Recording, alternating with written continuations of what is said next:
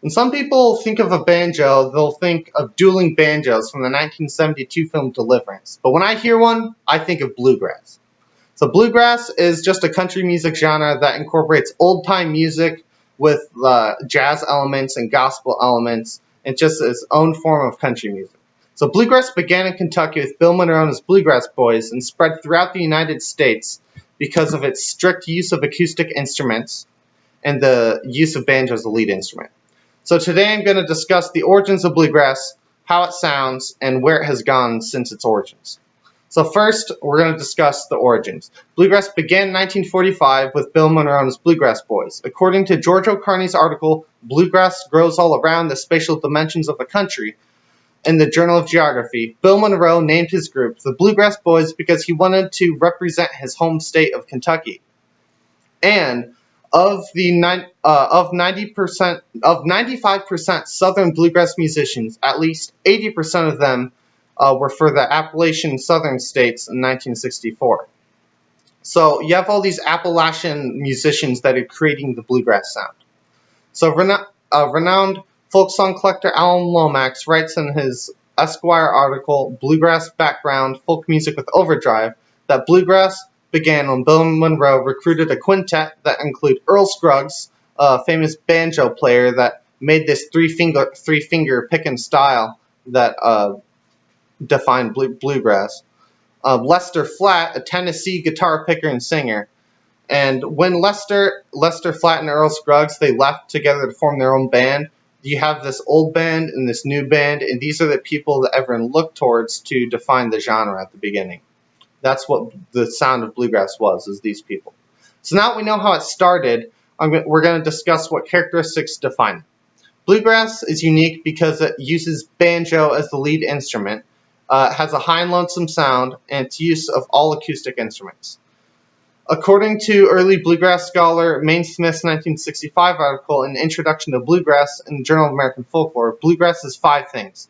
It's hillbilly music. It's not to be danced to. It's made up of 4 to 7 male musicians. Keep in mind, this is in the 40s.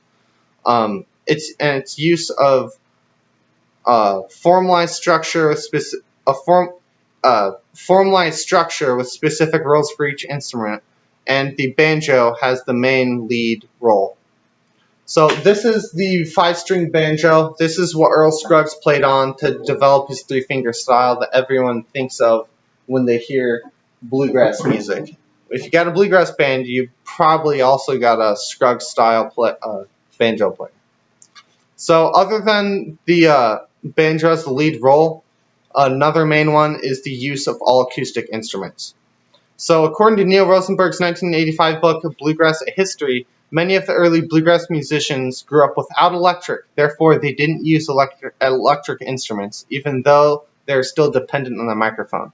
So you have all these Appalachian musicians who grew up without electric instruments, so it's making this traditional, wholesome, acoustic sound that they wanted to recreate. Because this is a reaction against country music. They didn't want to have the electrified instruments that country had. They wanted to go back to their traditions of Appalachia and create something new out of something old. So lastly, we're going to discuss how it spread throughout the United States. Despite its restrictive form, bluegrass has spread outside of Appalachia to all parts of the United States, and created many subgenres in the folk revival of the 60s and 70s. Jody Rockwell, in his 2012 article, What is Bluegrass Anyway?, in the Journal of Popular Music, explains that the increased amount of bluegrass festivals in the 60s counterculture created a traditional and progressive divide within the bluegrass genre. Some of its progressive bluegrass music was named newgrass, which included bands like the New Deal String Band and the Newgrass Revival. The traditional is just the old stuff in the 40s based off of Bill Monroe. So Rockwell later writes that, quote, the progressive eclecticism of the Bay Area and the jam-oriented newgrass of Colorado, the neo-traditionalism of Kentucky and Tennessee, and the stylistic hybridity and continued folk revival influence in Washington, D.C. and the Northeast are all coming into contact in ways that have not been previously witnessed, unquote. So you have all of these different subgenres that are being created after the 60s and 70s during the folk revival. So today we've learned what the bluegrass sound is, how it began, how it changed throughout time. So bluegrass is definitely a form of country music, but needs to be thought of as its own unique thing. It's a traditionalized form of Appalachian culture, but still kind of new.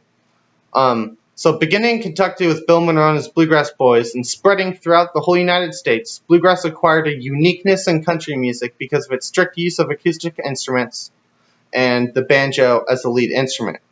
So next time you hear a banjo, maybe you'll think of bluegrass music instead of dueling banjos. Thank you.